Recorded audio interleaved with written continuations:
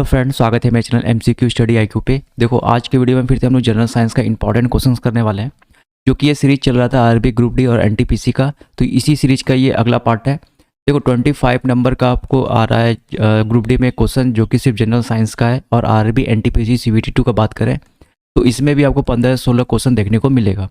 जैसा कि हम लोग कर रहे थे, 15 क्वेश्चन बायोलॉजी का, 5 क्वेश्चन फिजिक्स का और 5 क्वेश्चन केमिस्ट्री का। ठीक है, वैसा ही आज हम लोग करने वाले हैं। वीडियो पे जो चैनल पे नए आए तो टोटल वीडियो देखिए, अगर वीडियो अच्छा लगे तो जरूर चैनल को सब्सक्राइब करिए। ठीक है, और जो पुराने हैं वो कम से कम वीडियो को शेयर किया करिए। ठीक है, चैनल का ग्रोथ जो है बहुत नीचे है, तो वीडियो को शेयर करिए, तो अब जाकर के चैनल का थोड़ा सा ग्रोथ भी अच्छा होगा।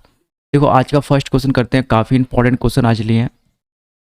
फर्स्ट क्वेश्चन है, what is the plant cell wall mainly composed of. देखो, पादप कोशिकाएं भित्ति मुख्य रूप से किससे बनी होती है, तो प्लांट सेल किससे बनता है। देखो, ये काफ़ी इंपॉर्टेंट क्वेश्चन है। ये तो एक बार है ना, बहुत बार ये क्वेश्चन पूछा हुआ है कि प्लांट सेल किससे बनता है, प्लांट सेल वॉल किससे बनता है, प्लांट सेल वॉल किससे बनता है। प्लांट सेल वॉल सेल्यूलोज का बना होता है। ये काफ़ी इंपॉर्टेंट क्वेश्चन है। ऑप्शन नंबर सी यहाँ राइट आंसर हो जाएगा। प्लांट सेल वॉल किसका बना रहता है, तो सेल्यूलोज का। तो ये काफ़ी इंपॉर्टेंट क्वेश्चन है। एसएससी सीजीएल 2017 हाल फिलहाल के एग्जाम में पूछा हुआ है। 100% क्वेश्चन रिपीट करेगा। ये सब एग्जाम जो ग्रुप डी का 6 से 7 महीने से पहले खत्म होने वाला नहीं है, तो इतना लंबा एग्जाम चलेगा। तो ये क्वेश्चन तो 100% आपको किसी न किसी शिफ्ट में जरूर देखने को मिलेगा। और दूसरी बात कि ज्योग्राफी का 4 वीडियो आ चुका है, तो आप वो जाके देख सकते हैं। बहुत अच्छा क्वेश्चन ज्योग्राफी का। देखो, हिस्ट्री के बाद आपका ज्योग्राफी जो है सबसे ज़्यादा वेटेज रखता है जनरल अवेयरनेस में। ज्योग्राफी का क्वेश्चन देखिए, बहुत ही इंपॉर्टेंट क्वेश्चन है ज्योग्राफी का भी।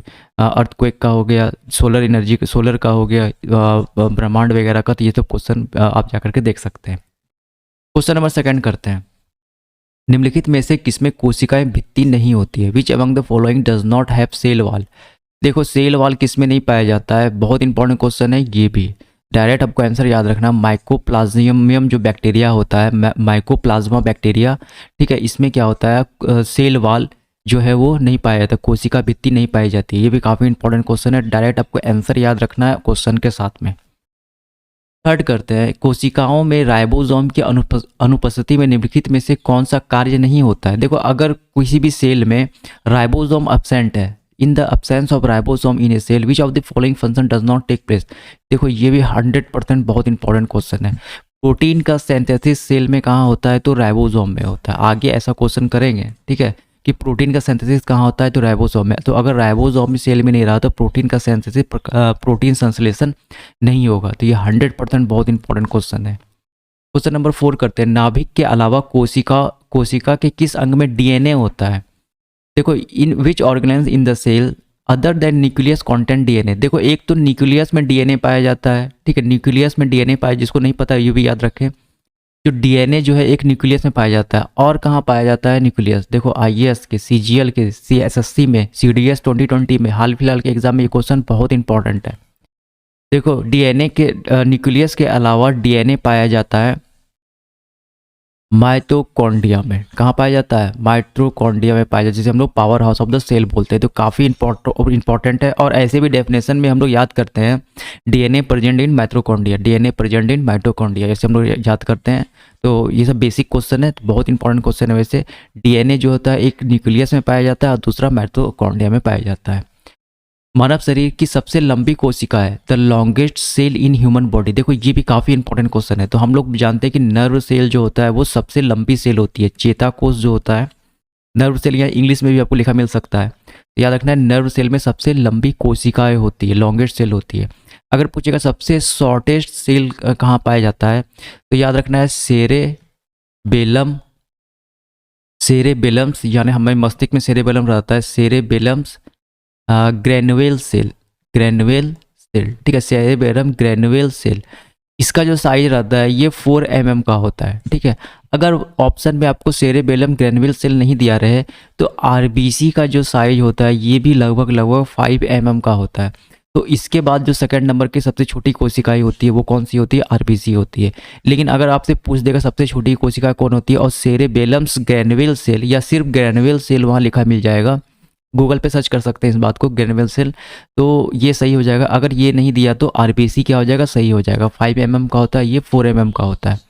लेकिन सब बात करते हैं सबसे लॉन्गेस्ट सेल किसका होता है, तो चेताकोष या नर्व सेल का होता है। काफ़ी इंपॉर्टेंट क्वेश्चन है, 100% ये क्वेश्चन आपके एग्जाम में पूछा जाएगा। क्वेश्चन नंबर 6 करते हैं, nuclear envelope is absent in, नाभिकीय लिफाफा अनुपस्थित होता है। देखो न्यूक्लियर इन्वेलप किस में अनुपस्थित होता है, ये भी काफ़ी इंपॉर्टेंट क्वेश्चन है। बैक्टीरिया में नहीं पाया जाता है, इसमें एब्सेंट रहता है, तो जीवाणु में ये एब्सेंट रहता है। 7 करते हैं, कोशिका सिद्धांत किसके द्वारा प्रतिपादित किया गया था। Cell theory was put forwarded by, 100% बहुत इंपॉर्टेंट क्वेश्चन है ये। आज के तो बायोलॉजी क्वेश्चन सबसे ज़्यादा इंपॉर्टेंट है, ठीक है, बहुत इंपॉर्टेंट क्वेश्चन है ये। सेल थ्योरी किसने दिया था, Silchar and Salwan. Option number A जो है यहाँ पे राइट आंसर होगा। Nucleus was discovered by, nucleus की खोज किसके द्वारा की गई थी। देखो यहाँ पे जितने भी साइंटिस्ट लिखे हैं सब बायोलॉजी से रिलेटेड है, ठीक है, तो ये बायोलॉजी का यानी सेल का न्यूक्लियस के बारे में बात कर रहा है। केमिस्ट्री वाला न्यूक्लियस के बारे में बात नहीं कर रहा है, सेल उस सेल का न्यूक्लियस के बारे में बात नहीं कर रहा है, ठीक है। आपका एटम का न्यूक्लियस के बारे में बात नहीं कर रहा है, क्योंकि सारे के सारे साइंटिस्ट ये कहाँ के हैं, बायोलॉजी के हैं। तो ये बात कर रहा है सेल का न्यूक्लियस किसने खोजा था, तो ये भी बहुत इंपॉर्टेंट, रॉबर्ट ब्राउन ने सेल का न्यूक्लियस को खोजा था। अगर पूछता है कि एटॉमिक का न्यूक्लियस को किसने खोजा था, ये भी बात हम बताएं, तो ये रदरफोर्ड ने डिस्कवर किया था। किसने किया था, रदरफोर्ड ने एटम के न्यूक्लियस को डिस्कवर किया था। ये भी बात आपको याद रखना है, केमिस्ट्री का है तो काफ़ी इंपॉर्टेंट है। लेकिन बायोलॉजी वाला जो न्यूक्लियस है सेल का, ये किसने खोजा है, तो रॉबर्ट ब्राउन ने खोजा है। 9 करते हैं, निम्नलिखित में से किसे सेल के पावर हाउस के रूप में जाना जाता है। देखो, which of the following known as the power house of the cell. देखो आज भी ये क्वेश्चन बहुत इंपॉर्टेंट है। देखो छोटे मोटे शिफ्ट में, पहले शिफ्ट में, दूसरे शिफ्ट में, चौथे शिफ्ट में, यहाँ तक कि बहुत बार ये क्वेश्चन आपके एग्जाम में रिपीट करेगा, ठीक है। तो माइटोकॉन्ड्रिया में याद रखना है कि डीएनए पाया जाता है, ठीक है। और दूसरा, इसे power house of the cell कहते हैं क्योंकि सेल सांस यहीं से लेता है। अभी आगे बात करेंगे इसके बारे में, तो काफ़ी इंपॉर्टेंट क्वेश्चन है। पादप कोशिका की सबसे बाहरी आवरण है, the outer most covering plant cell is. देखो काफ़ी इंपॉर्टेंट है, कवरिंग प्लांट, आउटर मोस्ट कौन सा कवरिंग प्लांट होता है, outer most covering plant cell क्या होता है, उसी को हम लोग क्या बोलते हैं, सेल वाल के नाम से जानते हैं। मतलब सेल वाल मतलब दीवार, बाहर जो सेल की दीवार रहता है प्लांट सेल के। तो याद रखना है ऑप्शन नंबर बी यहाँ क्या हो जाएगा, राइट आंसर। आज से 5-6 दिन तक सिर्फ और सिर्फ सेल के बारे में ही बायोलॉजी के रिलेटेड आपको क्वेश्चन मिलेगा। देखो ह्यूमन के बारे में जितना पीछे वीडियो था 6 से 7 वीडियो में ह्यूमन का टोटल खत्म हो चुका है मैक्सिमम। अब क्या मिलेगा, सिर्फ सेल के बारे में आपको देखने को मिलेगा, ठीक है। तो यहाँ पे क्या हो जाएगा, सेल वाल राइट आंसर हो जाएगा। 11 करते हैं, site of protein synthesis in cell is. कोशिका में प्रोटीन संश्लेषण स्थल है। अभी बताए थे कि राइबोसोम अगर एब्सेंट हो जाएगा सेल में तो प्रोटीन का संश्लेषण नहीं हो पाएगा। यही 100% क्वेश्चन है, राइबोसोम के रिलेटेड यही क्वेश्चन पूछा जाता है। 12 बात करते हैं, the hydrophilic nature of DNA is due to the presence of. DNA की हाइड्रोफिलिक प्रकृति किसकी उपस्थिति के कारण होती है। देखो एक होता है हाइड्रोफोबिक। हाइड्रोफोबिक क्या होता है कि जो पानी से डरता है, और हाइड्रोफिलिक क्या होता है कि जिससे पानी से प्यार हो, ठीक है। जैसे कि पानी में ये घुल जाए, अगर पूछ देगा कि डीएनए पानी में क्यों घुल जाता है, तो इसका मतलब वो हाइड्रोफिलिक है। तो याद रखना है वहाँ पे फॉस्फेट ग्रुप के कारण, हाइड्रोजन बॉन्डिंग वहाँ नहीं टिक करना है। कोई भी हम लोग ऐसा पढ़ते हैं कि कोई भी ऑर्गेनिक कंपाउंड अगर पानी में घुल जा रहा है तो उसमें हाइड्रोजन बॉन्ड प्रेजेंट है। तो यहाँ पे क्या होता है कि फॉस्फेट ग्रुप समूह के कारण ऐसा होता है। ये बहुत इंपॉर्टेंट क्वेश्चन है। और डीएनए क्या कैसा नेचर का होता है, तो हाइड्रोफिलिक होता है, पानी में ये घुल जाता है। अगर बात करते हैं हाइड्रोफोबिक का, तो रेबीज जो होता है इसमें ये क्या होता है, एक हाइड्रोफोबिक बीमारी होता है रेबीज, जो कि पागल कुत्ते काटने से होता है, और एक वायरस का बीमारी है। ये 3 बात याद रखना है आपको अच्छे से। 13 करते हैं, कोशिकाई श्वसन का स्थल है, site of cellular respiration is. देखो ये काफ़ी इंपॉर्टेंट क्वेश्चन है, अभी बताए थे, माइटोकॉन्ड्रिया हो जाएगा यहाँ पे आपका राइट आंसर। कोशिका श्वसन का कहाँ से सांस लेता है, तो माइटोकॉन्ड्रिया से। 14 करते हैं, lysosome is formed which of the following cell organelles. Lysosome निम्नलिखित में से किस कोशिकांग से बनता है। लाइबोसोम कहाँ से बनता है, किस कोशिकांग से बनता है, तो यही आपको गोल्जी बॉडी याद रखना है। गोल्जी बॉडी वाला जो है क्वेश्चन यही पूछा जाता है कि गोल्जी बॉडी जो लाइबोसोम कहाँ से बनता है, तो गोल्जी बॉडी से बनता है, ठीक है। ये काफ़ी इंपॉर्टेंट क्वेश्चन आपको अच्छे से याद रखना है। करते हैं क्वेश्चन नंबर 15 और आज का लास्ट क्वेश्चन है ये, ठीक है। बायोलॉजी का लास्ट क्वेश्चन है, फूल और बीज का आकर्षक रंग किसके कारण होता है। Attractive colour of flower and seed due to. देखो याद रखना है यहाँ पे, इसका राइट आंसर क्या हो जाएगा आपका 15 का बी, क्रोमोप्लास्ट। क्रोमोप्लास्ट के कारण क्या होता है, जो फूल और बीज का रंग कैसा होता है, कलरफुल होता है, अच्छा मतलब आपको रंगीन होता है। अब देखो ये क्लोरोप्लास्ट क्या होता है, प्लास्टिड का नाम सुना होगा। प्लास्टिड क्या होता है, इसको बोलते हैं लवक। क्या बोलते हैं हिंदी में, लवक। ये जो होता है ये सिर्फ और सिर्फ सेल में प्लांट सेल में प्रेजेंट रहता है। ये सिर्फ और सिर्फ किसमें प्रेजेंट रहता है, प्लांट सेल में। क्या चीज़, प्लास्टिड। तो प्लास्टिड का ही एक प्रकार है क्रोमोप्लास्ट, ठीक है। प्लास्टिड का एक प्रकार क्या है, क्रोमोप्लास्ट। क्लोरोप्लास्ट जो होता है इसे हम लोग बोलते हैं रसोई घर। क्या बोलते हैं इसे, प्लांट का रसोई घर। प्लांट के बारे में, क्योंकि ये सिर्फ और सिर्फ ये सब जो है लिकोप्लास्ट, क्रोमोप्लास्ट, क्लोरोप्लास्ट, ये सब किस में प्रेजेंट रहता है, सिर्फ प्लांट सेल में प्रेजेंट रहता है। तो इसे बोलते हैं रसोई घर, क्योंकि ये फोटोसिंथेसिस यहीं से होता है। और ये कैसा कलर का होता है, तो हरा रंग का होता है। अब बात करते हैं ये लिकोप्लास्ट। तो लिकोप्लास्ट जो होता है ये रंगीन होता है, रंगहीन, ये कलरलेस होता है, ठीक है, रंगहीन, ठीक है। ये सब ये क्या होता है, रंगहीन होता है।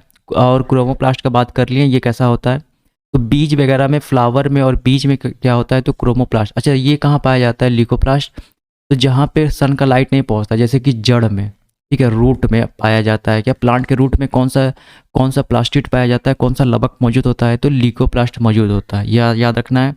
और रसोई घर किसे बोलते हैं, प्लांट सेल का, तो क्लोरोप्लास्ट को बोलते हैं।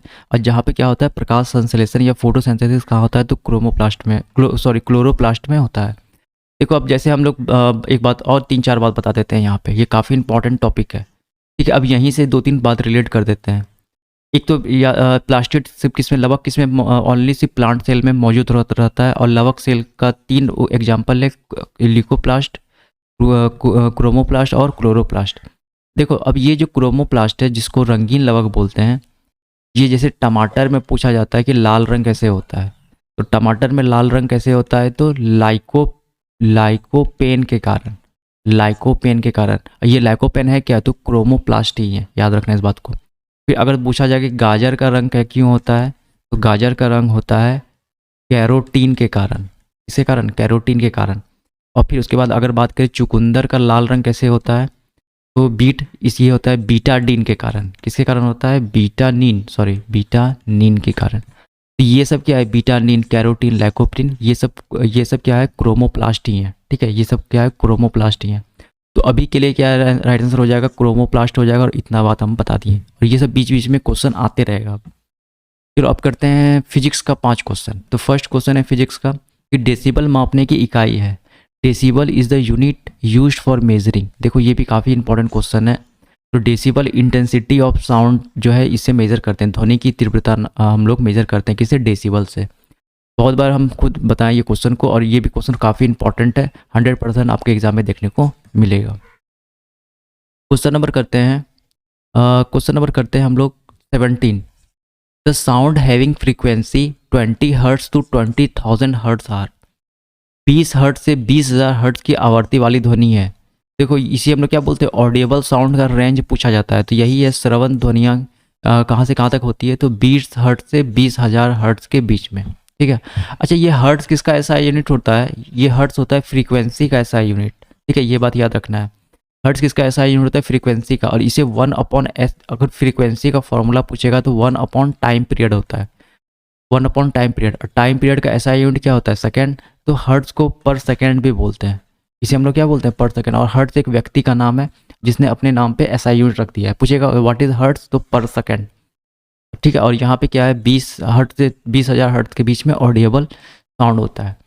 18 बात करते हैं, ये भी बहुत इंपॉर्टेंट क्वेश्चन है। विच of the following property sound affected by change in air temperature. देखो एयर के टेम्परेचर पे साउंड अफेक्ट करता है, तो ये क्या चीज़ अफेक्ट करता है, तो वेवलेंथ। वायु के तापमान में परिवर्तन से ध्वनि निम्नलिखित में कौन सा गुण प्रभावित होता है, तो यही वेवलेंथ या लहर की लंबाई। अगर बात करते हैं वेवलेंथ का एसआई यूनिट, तो इसे लैम्डा से डिनोट करते हैं। और एसआई यूनिट इसका क्या होता है, मीटर, क्योंकि लेंथ है, लेंथ का एसआई यूनिट क्या होता है, मीटर होता है। तो यहाँ इसका एसआई यूनिट क्या हो जाएगा, मीटर हो जाएगा।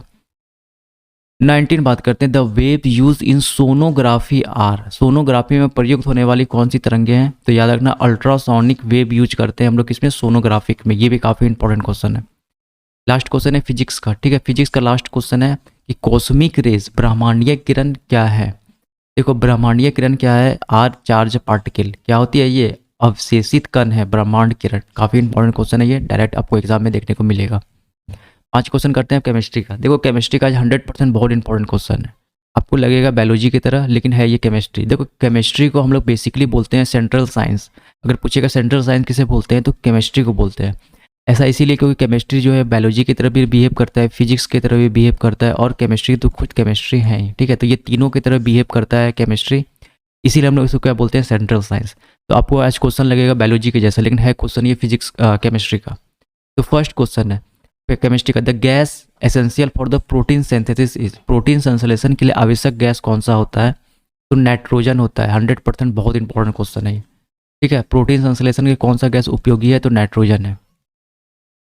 22 करते हैं, which is known as the carbolic acid, carbolic अम्ल के रूप में किसे जाना जाता है? देखो फिनॉल को हम लोग क्या क्या जानते हैं, कार्बोलिक अम्ल के रूप में जानते हैं। फिनॉल का स्ट्रक्चर कैसा होता है? तो बेंजीन, बेंजीन और ऊपर में क्या होता है, OH होता है। ये क्या है, एक कार्बोलिक एसिड, इसका कॉमन नेम है।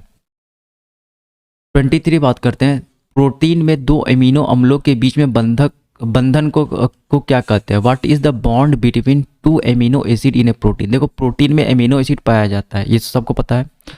अब इस अमीनो एसिड के बीच में दो बॉन्ड होता है, उस बॉन्ड को हम लोग क्या बोलते हैं? तो पेप्टाइक बॉन्ड के नाम से जाना जाता है। ये काफ़ी इंपॉर्टेंट क्वेश्चन है, ठीक है। ये भी क्वेश्चन बहुत इंपॉर्टेंट है। 24 करते हैं, इंसुलिन क्या है? What is insulin? तो ये केमिस्ट्री का क्वेश्चन है, ठीक है। इंसुलिन है क्या? तो इंसुलिन हम बताए, इंसुलिन क्या है? एक प्रकार का प्रोटीन है, ठीक है। इंसुलिन क्या है? प्रोटीन है, ठीक है। याद रखना इस बात को। अच्छा, इंसुलिन कौन सा हार्मोन सिक्रीट करता है? तो पेनक्रियाज से जो है इंसुलिन सिक्रीट होता है, ठीक है। इंसुलिन खुद एक हार्मोन है जो कहाँ से कौन सिक्रीट करता है? अग्नाशय, जिसे हम लोग पेनक्रियाज बोलते हैं। देखो ये BPSC PT का क्वेश्चन है। लास्ट क्वेश्चन आज के वीडियो का और केमिस्ट्री का भी, निम्नलिखित में से कौन एक प्रतिजैविक औषधि है? विच of the following is an antibiotic drug?